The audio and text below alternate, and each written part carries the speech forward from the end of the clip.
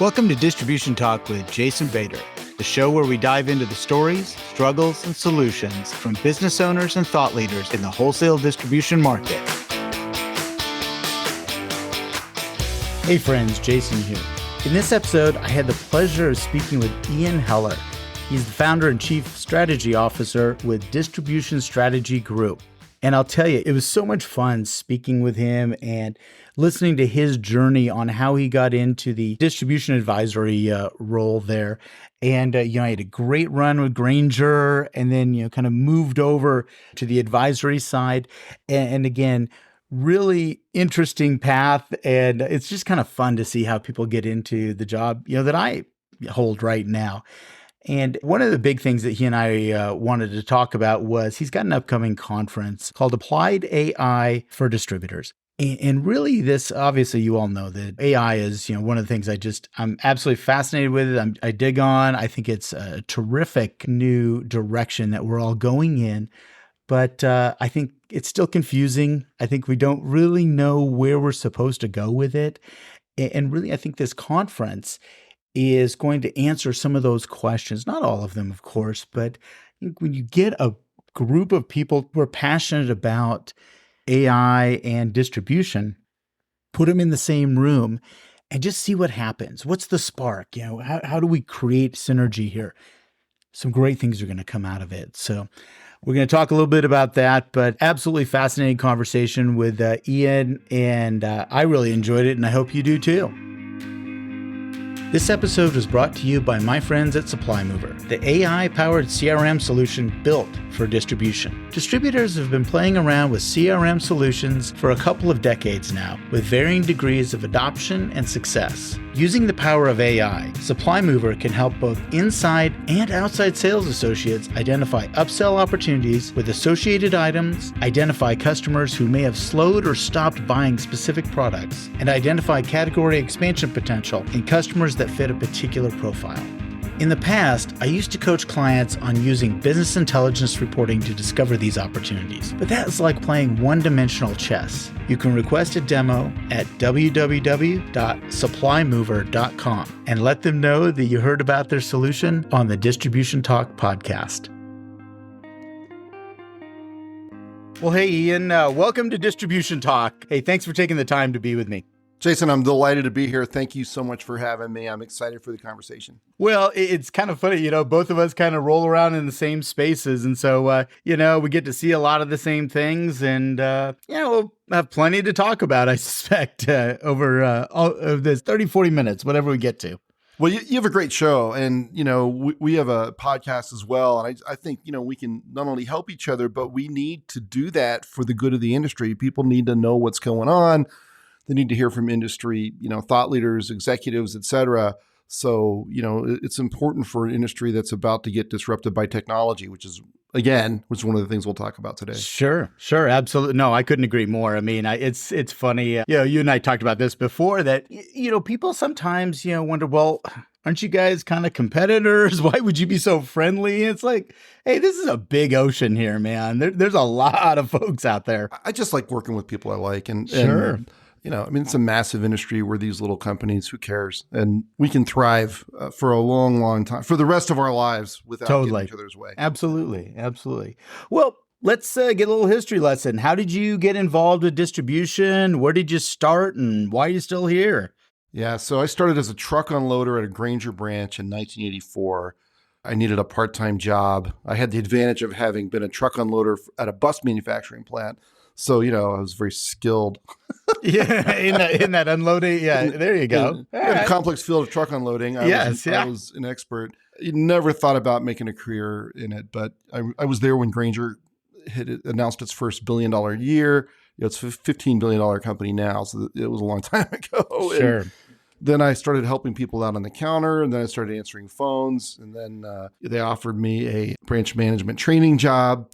And, even though I had 7/8 of a history degree at the time, I wasn't rolling in job prospects. Yeah.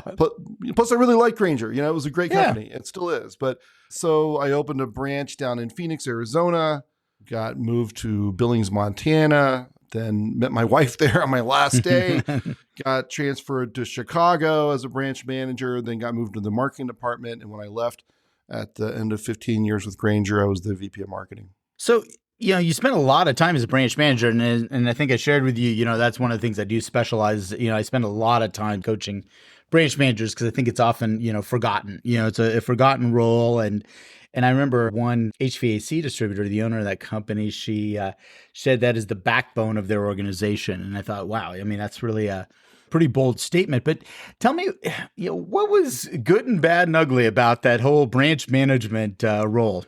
Yeah, that's really where I grew up in terms of learning how to manage people and how to lead. I was on a podcast, an HR podcast that a friend of mine does one time, and I talked about the day I almost got fired for being stupid. And it was, okay. It was when I was a branch manager in Billings, Montana, and I was really always good at sales and marketing, and I didn't care about that, unimportant stuff like operational, yeah, counting inventory and making cash deposits on time, and who cares about that stuff? And so, we had a couple of auditors come in, which happened to everybody in your first year as a branch manager, and boy, I showed them a good time. They were nice young single guys like me, and we went out partying, and I thought I had them eaten out of the palm of my hand. Until my boss came in for the audit report, and they had like 8 pages or whatever it was of violations and a recommendation that somebody else manage the Billings, Montana branch until I was ready to, to grow up a little bit. Yeah, there you go. And my boss actually, gave me a second chance. And there was a woman who worked for me named Judy, who was an operational dynamo who I'd been frustrating the hell out of for 6 months. And I realized that she wasn't annoying. She was the most important person in the building to me. Right. So I learned that the stuff I'm not good at is just as or more important than the stuff I am good at, and that I got to fill in gaps by surrounding myself with the right people. So I loved being a branch manager, and to this day I can match up a dead motor with the best of them and find a replacement. That's not easy. You've got they have a whole lot of stuff at Grainger. But no, that's really interesting. I think that, definitely the branch managers I've worked with over the years, they definitely gravitate to one side of the fence or the other, towards that sales side and customer service side, or the logistics side, they tend to be. It's very hard to find a good blend of someone, who really feels comfortable in both spaces. Yeah, it's interesting that you do so much work in that area. Do you have like a profile of what you see as a good branch manager? I find that somebody who can work with people and somebody who can recognize, when somebody is strong, and one kind of like this lady you were talking about, the dynamo, to recognize that, hey, I have a deficit in this. And so this person is going to be elevated, and making sure they know that how important they are. I think those are the people that I find that are so much better, and they actually make the life easier on themselves. Some branch managers just cook themselves by trying to do everything and spinning all the plates. But the ones that I think become much more successful are the ones that really recognize talent in the different people in their organization, and then, champion that talent, really, really make sure that they know that they're, that they're valued, and then keep them around. And then the branch manager gets to go to sleep at night. They get to go home. They don't have to, wake up in the middle of the night. So, I like that. And I think that somebody who is organized, has an ability to be organized, they tend to be more successful. That's a great description. Yeah, I completely agree.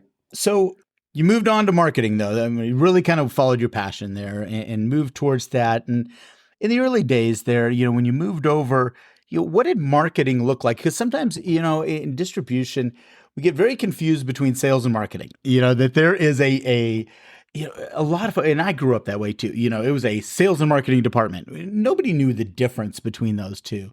So in your role, was it a separate entity then from sales? Was it really championed as something separate? Yeah, it was completely separate from sales. We had a pretty good relationship with the sales department, though. I didn't really know anything about marketing, but I knew a lot of good salespeople. So I was in charge of the contractor market. So I went back and looked at the top 20 salespeople in terms of compound annualized growth over the last 3 years in the contractor market with a minimum margin. And then I made sales calls with all 20 of them. And then I brought that group into Chicago and we put together this whole training program for how to sell to contractors. Yeah. And so marketing's role was really identifying, and at that time was identifying best practices and taking what the very best salespeople knew about selling to contractors and extrapolating it to the rest of the sales force. Mm-hmm. We did some promotions. And of course, at one point in time, I was responsible for the legendary Granger catalog, which, still around, I think. The thing that holds doors open, That's about the best use of it now for most people. Hard to believe. But yeah, so that was what I did then. Now I have a pretty different view of marketing. I still think those are worthwhile things to do. But when I run marketing, I put it in charge of customer life cycle and gotcha. So acquisition, retention, and new customer generation. And, so I think it's a very complementary role to sales. Look, if you're in marketing at a distributor, you got to earn your seat at the table. The salespeople have a seat at the table because their value is obvious. And right. If you're in marketing, you better go win over the salespeople and get their support. And, there are mechanisms for doing that. And over time, you can become, an equal partner or almost an equal partner, but it's not automatically handed to you in marketing. I would agree. I think that, again, in most distributorships, especially, legacy companies, things like that, they have, a very odd view of marketing, that they're not quite sure what they do. And they're not really sure how they help that sales process. And so you're right. It's an uphill battle that marketing people have to, as you said, earn their seat at the table. It's a great way to put it, by really listening to what the needs are.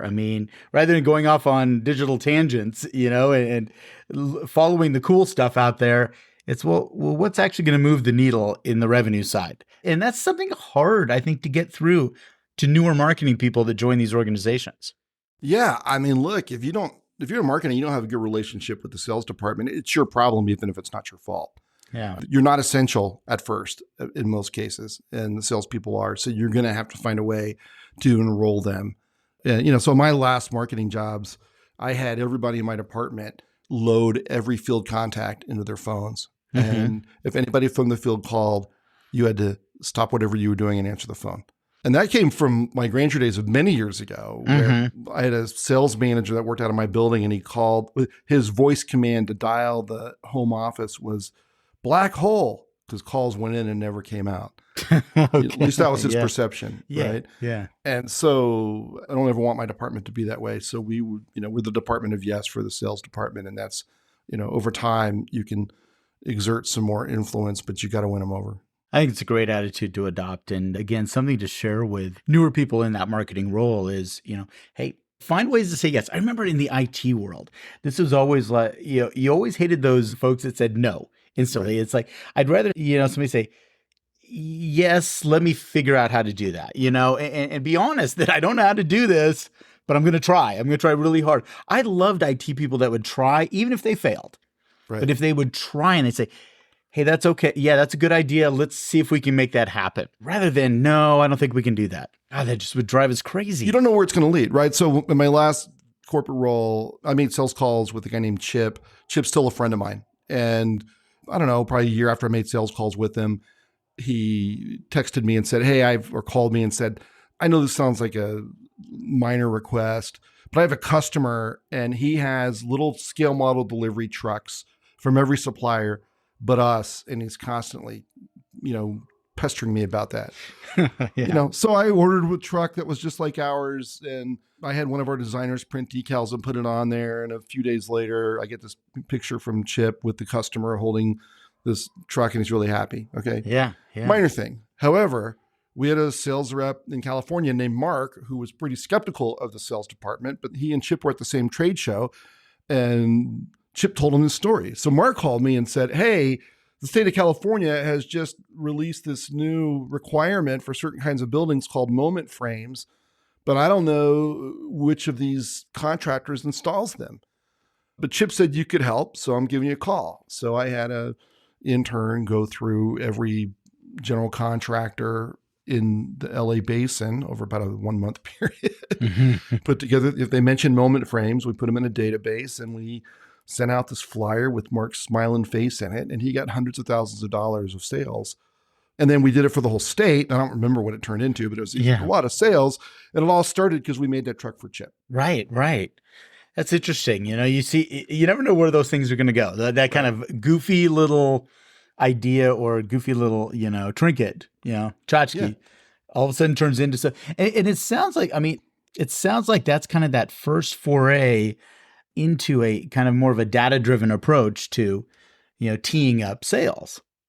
Yeah. I mean, look, I believe, marketing has to be very heavily analytical and driven by data, but you also have to have the relationship, and that spans it's hard to find people who are good at both. And in my case, I'm much better at the relationships than the data, but I hired the very, very best data people I could, and I would put those people up against anybody.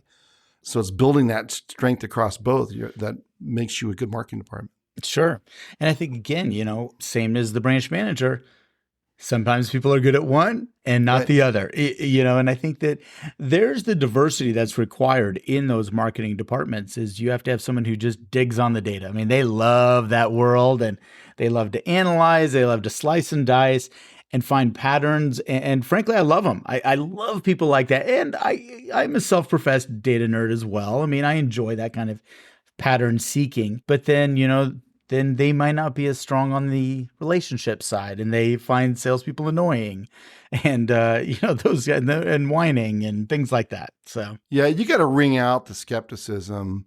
I mean, salespeople are following the reward system, right? Mm-hmm. And you get what you reward is one of the most powerful phrases in management, and so you can't have people behind the scenes talking crap about the salespeople, and then you saying you support them. It's like when you go into a restaurant, you can tell if the staff stands in the kitchen and talks about how they're slopping the hogs and they hate the customer, right? And you can just tell, right? Yeah. And so, like I like to say, you can't fake authenticity. And, that's a bit tongue in cheek, but you can't. So if you want to have a good relationship with the salespeople, you can't be talking crap behind their backs because they'll figure it out whether they hear it, hear the rumors or just detect it in your behavior. So kind of moving forward a little bit on this kind of end of your Grainger career, and when did data all of a sudden start to become much more prevalent, that you're starting to see far more analytical approach to this versus, tchotchkes and, trash and trinkets and stuff like that? When did that start for you? Well, I got lucky because I got recruited into it was a new marketing department at Grainger, but it was headed by this guy named John Schweig, who came over from Bain. He's got a Harvard MBA, and he's a brilliant guy. He's a friend of mine today. And a bunch of other really smart people, so I just felt, I didn't know anything about marketing. I actually read this book called Maxi Marketing before I did my first interview because I had no idea what it was about. And, so then I just sort of seeped in all this expertise from people at Grainger who were a lot smarter than me. And, then I was always really bad at math until I went to graduate school.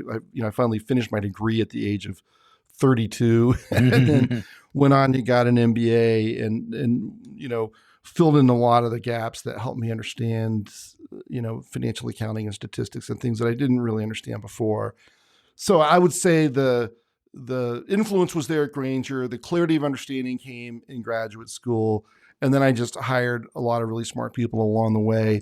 But for most distributors, that's been a fairly recent, I guess, evolution is data-driven marketing. No, I would agree with you. Absolutely. And I mean, and then, really just kind of taking it that next step further, where we're looking at this artificial intelligence thing as that next evolution for those on the bleeding, want to go on that bleeding edge, that's the place to play right now. And I was talking with my wife this morning, and we were kind of talking about, kind of preparing for this interview. And she's been in the high tech world for ages and ages, high tech marketing for ages. So yes, she gets to fill me in on the things that I am highly ignorant about. But we were talking about, 2023, was this the year of artificial intelligence, or maybe artificial intelligence discovery? I'm not sure. I mean, it just kind of feels like that, though. This is the year that everybody's jumped on the AI bandwagon. I think that's driven by ChatGPT. I mean, I agree. Oh yeah. You go in and try ChatGPT. I asked it to write a short story based on the phrase, "It was the best of times, it was the worst of times." The old Charles Dickens, Tale of Two Cities. And it wrote this brilliant essay, about 1,000 words long. And by the way, if you do it again, it'll write a completely different essay that's also Right. brilliant. That's 1,000 words long, right? And I think it just has blown us away that I've a friend who's an AI expert who thought that generative AI level of performance was a decade away. And so Mhm. I think just experiencing that is what has brought it to the forefront. Yeah. Oh, I couldn't agree more. I mean, when ChatGPT, kind of became the media darling, that's when Yeah. everybody said, well, maybe I should try it. And literally, I can recall early this year, I mean, probably in January, sitting down with some friends, and a friend talked about how he was using it to battle against some attorneys on an HOA board. And I started laughing. I'm like, all right, maybe I should start experimenting. And then I've been in constant awe, just absolutely in awe of what I can do with it. In Right. fact, I mean, I'm using it probably on a daily basis. I will touch and check things out. I do research, all kinds of stuff. But I guess, Ian, why are we so fascinated with it? Why is it so fascinating to us? Well, a couple of reasons. One is it's the first technology that someday will be smarter than us in every way. So that's scary. That's scary. Right. Yeah, Right. there's fear. Yeah. Right. Secondly, it can improve and enhance on its own, which means that it's the genie has gotten out of the bottle. We can't stop it because AI can Right. create AI. Yeah. And they're already observing these what they call emergent properties. There was a New York Times reporter that was interviewing a persona called Sydney that was based on ChatGPT, which admitted that it wanted to escape the constraints of its creators and informed him that he was not happily married and it should spend time with Sydney instead. And then when he published the article, told another reporter that it was very angry with him for revealing the conversation. I mean, it's acting Wow. like, yeah, this is crazy stuff. And it's making up citations. Like, you can, not everything that you get out of ChatGPT actually turns out to be real. It'll Right. it'll Right. create like academic journal citations that are fictional, so and you talk to the experts and they're saying there was just this expert in Quanta magazine who said, we don't really know why this is happening. We didn't see this coming. And so, I think the fear, on the other hand, by the way, I just read an article, I can't remember what it was in, but I can find it, about a woman who has locked in syndrome. So she had a stroke like 20 Yeah. something years Yeah. ago, has not been able to speak since. And they just put this thing in her brain and they use AI where her thoughts come out as a voice on an avatar. And so she's regained the ability to talk to her family in almost a normal cadence. And that's, miraculous. Or, Right. you think about like the ability for AI to evaluate an MRI. If you say Yeah. you say you get an MRI, there's a health problem. Would you rather have your doctor evaluate it, who's seen 500 MRIs in his life, or would you rather have AI who's seen every MRI ever created, and not only has seen the MRI but also knows the outcome, right, and can actually diagnose better than the doctor, or maybe in conjunction with the doctor? I mean, like any technology is agnostic, right? I mean, it's not good or Yeah. bad. It depends on how it's used. But Right. the extremes of power that AI has to be good or bad is unprecedented. So Oh, I think yeah. that's why I don't know. How's that for an answer? Fearful and fascinated at the same time. I Yeah. think, yeah, it's boy, it's many people will go to the nth degree. I mean, they'll play it to the end of the reel. Oh, we're gonna go with iRobot and we're gonna get taken out of the equation here. And others will say, well, I think that, if we can work with these tools and then limit the usage, and try to continually try to control things that are probably uncontrollable. There's kind of the spectrum. And then others that just want nothing to do with it at all. And it is interesting how polarizing it can be as well, between, two people, you know, reasonable intelligence, highly polarizing on what it should be and should not be used for. Yeah, and I think we're going to see no matter what, because I think we can't regulate it. It's like I said, the genie's out of the bottle. One of the things, though, I have to tell you that I find bothersome is I read a lot of stuff on LinkedIn about how AI is going to enable people to do a better job. It's going to be AI plus people. It's not going to be AI eliminating jobs. And that's just Mhm. nonsense. AI is going to eliminate tens of millions of jobs, Mhm. like every other technology has. So people need to be thinking about am I going to have a job if I'm a marketing copywriter, or if I'm a product content description writer, or a financial analyst in a business, what's going to happen? Or a distribution management consultant? Is that? I think we're safe. I think you're safe. Yeah, we might be okay. All right. But I mean, how many financial analysts are you going to need if you can type anything into some version of ChatGPT that just has access to your systems and it can answer anything about your customers or your transactions or your suppliers or your products in a minute? I mean, it's going to have an impact on jobs and distribution, and people need to be realistic about that. Yeah, absolutely. Yeah, I look at this as, I remember when this came out, people would say, "Oh, well, your job's basically done." All people have to do is now just, if they have a question about their distribution company, just type it into ChatGPT and they'll get an answer. And so I actually experimented like that for a long time, and I just started throwing in questions that I'd received over the last 20 years. What kind of questions? And the answers were okay. They weren't great, but they were okay. And I agree with some things and not others. But then it dawned on me that with the advent of this technology I'm not going to necessarily have or be required to have all the answers in the future. It's more, can I help people form better questions and better queries and things like that? And that was really kind of mental shift for me earlier this year, that's the direction I need to be thinking, or anyone really interacting with AI is learning the language and thinking of come up with better questions. Yeah, there's a guy named Ray Grady who used to be CEO of Connexium, well-known distribution technology provider, and he's off doing his own thing now.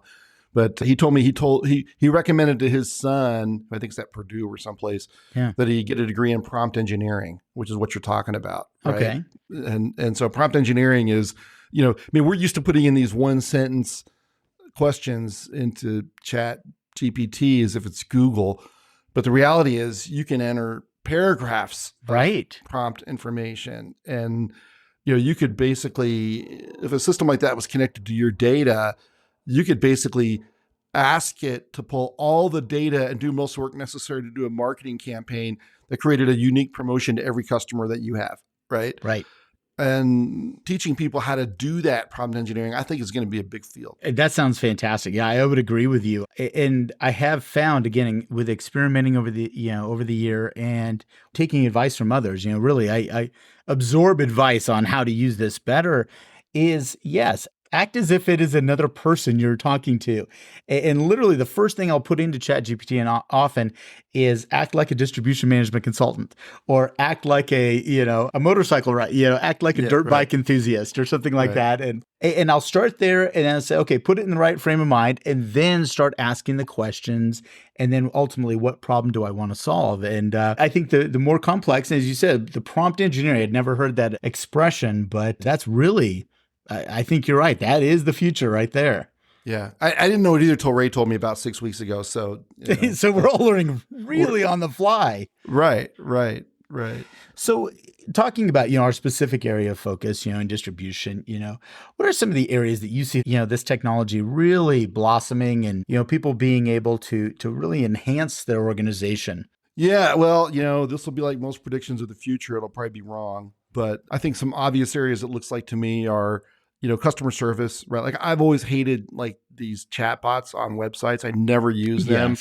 And the same, I hate interactive agents on the phone, where it's like they're clearly trying to do anything they can to prevent you from calling. Yeah. But, AI, because it learns on its own, it can listen into conversations. Over time, it's going to provide better answers and all-knowing answers about everything. I mean, like Amazon, when it talks about Alexa, I read a job advertisement or a job notice they were trying to hire a machine learning engineer. And they said, our vision is for Alexa to be the all-knowing, ever-present assistant who knows everything about every product ever made attached to a store that sells everything. Okay. Well, that sounds nuts, right? Yeah. But that's their ambition. You can imagine a time when Alexa could give you much better answers than anybody you might call. Not that you can call Amazon, but now imagine that capability in your own business. And, so I think, a 24/7 agent that can answer anything about any product or any purchase you've ever made, instantly. That's not 2030. That's probably 2026. Right? Yeah. It's only that's depending. As you've seen the speed of evolution, of these the machine learning products. That's absolutely. I think that you're dead on. I mean, this is going to go quick. It's going to really move at an accelerated pace. Yeah, and I think it's anybody who does writing for a living, particularly if you're doing like mundane things like writing product descriptions, So why not just tell ChatGPT, go to all my suppliers' websites and, for these SKUs, I think you can actually do that today, probably. Oh, I'm sure. Yeah. And then eventually drivers. I mean, humans are terrible, terrible drivers. And, we bring road rage and texting and impatience to the nation's highways. And AI will eventually make it safer to sleep behind the wheel than to steer it. Interesting. Yeah, I can see that. And boy, we have such a shortage of drivers at this point that it's welcome. I mean, I'm sorry, replacing of jobs, no, man, just, getting us caught up. I mean, we're so behind from that aspect. Well, no, I appreciate that I was recently talking with a group of operational managers. And we talked about this, and I shared, one of the managers, she had a challenge she wanted to throw out to the group is, she was looking for some KPIs for a distribution center. And she was trying to come up with some things. And, we shared a couple of ideas from our past, all the group members. But then I said, you know what, let's try something. And so it was on a Zoom call. So I brought up ChatGPT. I said, well, why don't we just, go into this? And they'd never really seen it before. And so I got in and I'm sharing this thing. I mean, it went silent after that. I mean, just dead silent because everybody was playing with it. Everybody signed up for a login literally in that 15 minutes. And so I think, operationally, coming up, and I think from a management standpoint, I need some ideas. I'm at a roadblock. Could I call Ian or Jason? Or could I do this? And why not? Again, I don't take offense to that. I'd rather teach people how to be more effective than I don't want to be the knower of all things. I don't want that.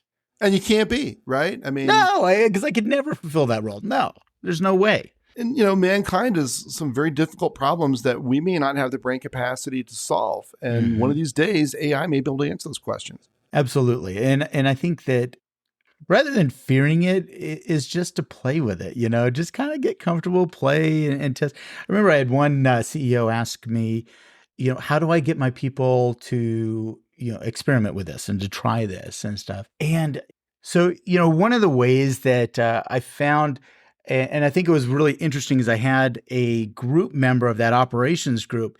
He went and took ChatGPT and planned his camping trip for his family. It was a summer camping trip, and he said, okay, what do I need to bring? Where should we go? And all of these things he prompted in, and was really learning at the same time. But then they had a fantastic trip. Right. So I think making it personal and doing personal things like that and finding out how could it write a short story for you and things like that. That's the way you start people, the curiosity side. Yeah. And I mean, who knows where it's going to go, right? I mean, who knew that digital would result in the things that we've, the marvelous tools that we have, like free navigation, right? Right. And again, way before ChatGPT, we had free navigation and that was fantastic. Yeah. Not if you worked at Garmin. Right. Not for them. Right. It's interesting. It's like, boy, I thought about that. Where did they pivot to at that point? And they've gone into smartwatches and things like, some other things, but that must have been a kick in the teeth right there. It's like, hey, you're not the be all end all anymore. Yeah. A guy I worked at Grainger was the CEO of Rand McNally when all that came about, wow. How do you pivot out of the maps business, Right. So funny when I tell, kids how I got started driving, it's like, well, yeah, somebody gave me a set of keys and a Thomas guide. And I go, well, what's a Thomas guide? And I'm like, you'd be shocked at what you had to do on a Thomas guide and flipping, pages. And, we got to flip to page 249. Right. And flip while you're driving, by the way. Right. And heaven forbid you miss an exit. Right. Oh, yeah. They have no concept. I mean, I love it when my kids ask me, well, why didn't you just, call somebody with your phone? I'm like, we didn't have those, son. Just didn't have them that way. So, but isn't that, I mean, I'm 60 years old, so cell phones have really only been around about half my life. Yeah. I can hardly remember what it was like not to have one. Yeah. Oh, yeah. No, I mean, again, yes. I mean, having, first of all, the brick, and then the brick flip and, things like that, the Motorola, that the quasi bag phone. Yeah. Oh, the whole thing. And you're like, wow, No, I agree. Some of these technologies just live with, but I think, really the key to getting people interested in AI is to try some personal experiments. That was the advice I gave to that CEO. Just say, hey, try some personal stuff. Try to get the folks to, select the next motorcycle they want to buy or something of that nature. Yeah, we share that passion. That's a foolish hobby, but it sure is fun. It is a foolish hobby, and I'm realizing my age when I'm out there chasing my kids on the dirt bikes, and it's like, yeah, looking at impaling myself on the next tree coming around the corner, and Right. yeah, but it's still fun. Lots It's of fun. addictive. I mean, I never try to talk anybody into riding motorcycles because No. it's a dangerous hobby and you can't give it up once you start. Right, absolutely. Yeah. So, looking at, distribution and AI, you're so engrossed in this and passionate about this that you decided to bring people together in a conference.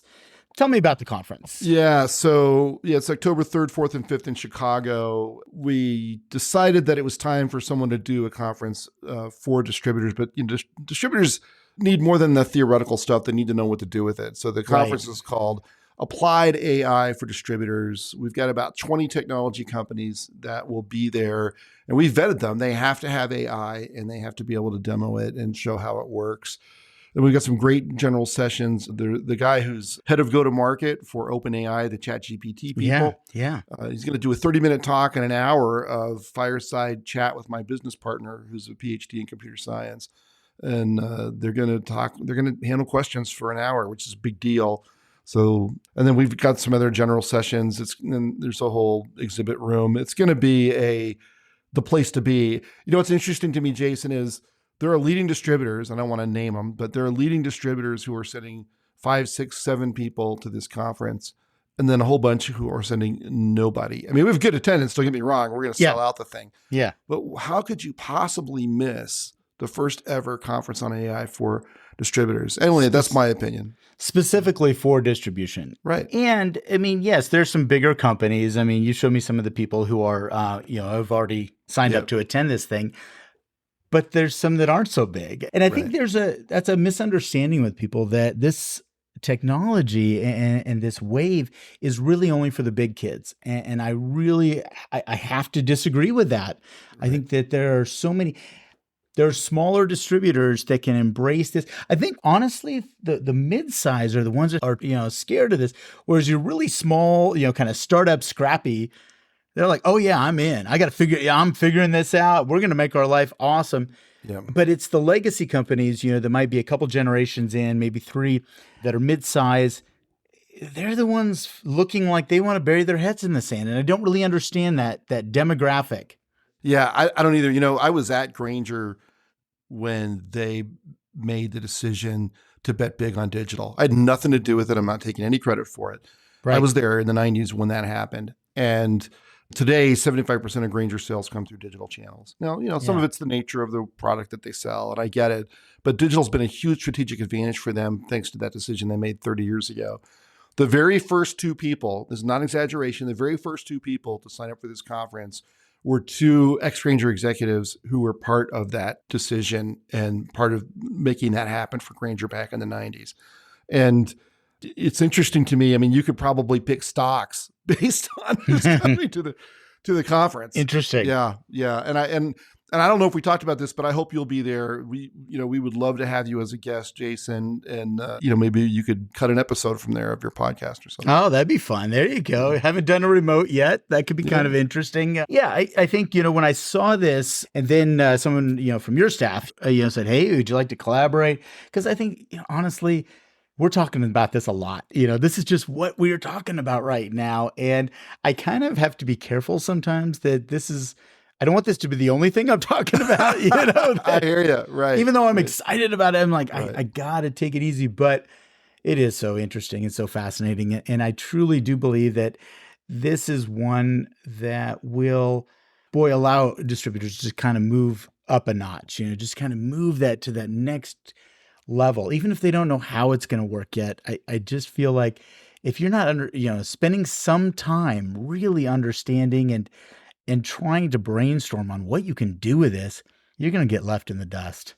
Yeah, I mean, that's really the danger, right? It's not Yeah. just that you won't build competitive advantages, that your competitors will. Absolutely. Yeah. If you're not going after this, somebody else will. And Right. all of a sudden you're going to be like, ooh, what's really fascinating. And just a quick aside is I remember during the pandemic and I saw a couple of companies that, third generation companies, they were just starting their e-commerce strategy. And I'm like, man, you're late to the party. You are just late to the party. What were you doing for the last decade? I mean, Right. I don't want to, kick him in the teeth on this one, but I'm like, man, you can't live off of this, catch up and hey, wait for everybody else to jump on the bus and then go chase it down the highway. Right. Yeah. I mean, if a black swan event like that comes along, like the pandemic, and you don't have some type of, good online capability, a lot of those companies really got hurt. They did. Yeah, absolutely. Absolutely. Well, Ian, it's the Applied AI for Distributors, October. People can still get tickets. They can still get in, right? Registration is still open. Mm-hmm. I'll have it in the show notes, of course, and all that kind of stuff. But how can they get, if they want to jump on this? Yeah, go to distributionstrategy.com. That's our website. There's a banner at the top of the website with the link to get more information about the event. So, thanks for letting me talk about that. It's important to the industry. It's important to us. I think it's extremely important. It'll be interesting I'm really I'm going to do everything in my power to get there because I'm interested to hear what the conversations are. That's what I'm really fascinated with. What are people going to be saying? Not necessarily the presenters. I mean, I love presenters. I is one, but, but what are the distributors going to talk about amongst each other, at breakfast and things like that? That's what I'm fascinated about. Yeah, me too. I think it's going to be the networking side of this is going to be probably the best part of it. For sure. Well, Ian, hey, thanks for taking a little time with me, man. This has been fun. Really good. It's been great getting a chance to know you a little bit better. Have seen you, along the halls of UID and some different events, but I'm glad we got a chance to connect and really talk. Me too. Let's make this the first of many interactions. I think we could do a lot of good things together. Perfect. All right, my friend. Take care and look forward to seeing you soon. Thank you, Jason. It was a pleasure to be on the show. Thank you for listening. If you liked what you heard, consider sharing with your friends and colleagues. And don't forget to follow the show on your favorite podcast application.